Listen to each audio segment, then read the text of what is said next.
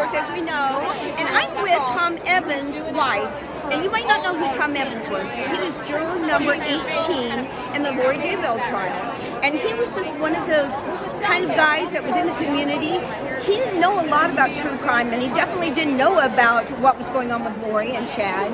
And all of a sudden he gets chosen for this dynamic trial of this mother who kills her children. It's so diabolical what she did. And he goes from just being your average Joe, right? Your average Tom, and pretty soon he's on the trial. Well, he's now got a little famous.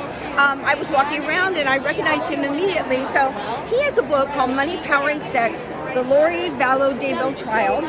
And it's written by, he was juror number 18, Tom Evans. And I'm just here with his wife, and I said, hey, do you mind getting on here and let's talk a little bit about Tom and what it was like getting into this situation. And all of a sudden he's in the middle of this, and here we are. How many years later has it been? Well, it's been a year since Tom's been on the trial, but the case has been going on for 5 years. Right. So what was it like? Was he living with you at home still, or was he in some hotel holed up waiting for information? He was not sequestered. He came home every night. I knew a little bit more about it because I follow true crime a little bit more than him, but I wasn't allowed to talk to him about it. Oh yeah, that had to be hard. But I would not. It was not televised, so I would just get little tidbits about what happened from the local news, and I would say, well, I knew you had a rough day today.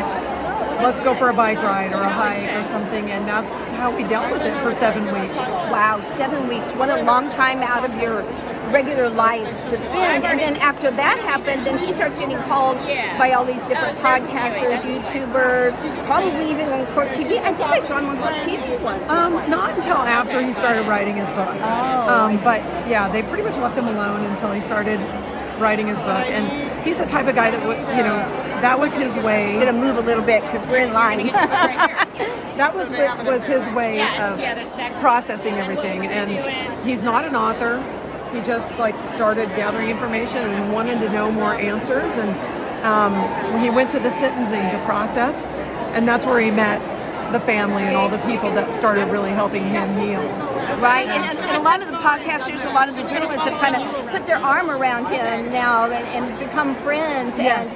And I'm like sure he's learning, he's learning more about writing, he's learning more about true crime. So now the first book is going to a charity, what was it called? Hope House. It's gone to Hope House. And it's a home to come home to.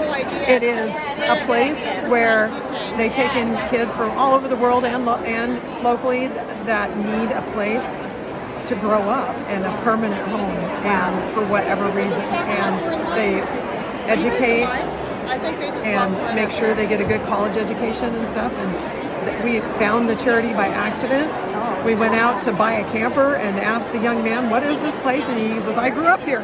Oh, and wow. I'm here on the weekends volunteering. And so that's how we found the charity. Oh, wow. That's really great. So that's the first book that's going to the Hope House. But then the second book, he's going to write a second book, and it is probably going to help fund all your travels.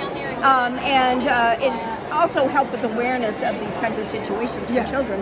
But I'm looking forward to the second book, and I'm here. He's actually doing a post right now with Surviving the Survivor, or not a post, a podcast. And so I'm here. I'm going to get my book signed, and thank you so much for this. And we just got the sentencing verdict a few minutes ago. Oh, what is it? Death. Death. On 9 counts. Oh my gosh, death. Okay, I gotcha. Oh my gosh, I didn't know. That's why we're all here. I'm surprised people weren't yelling. Oh, they were. There was a big cheer, clapping going on. Oh my goodness, I must have been talking to someone else. And I don't know how I feel.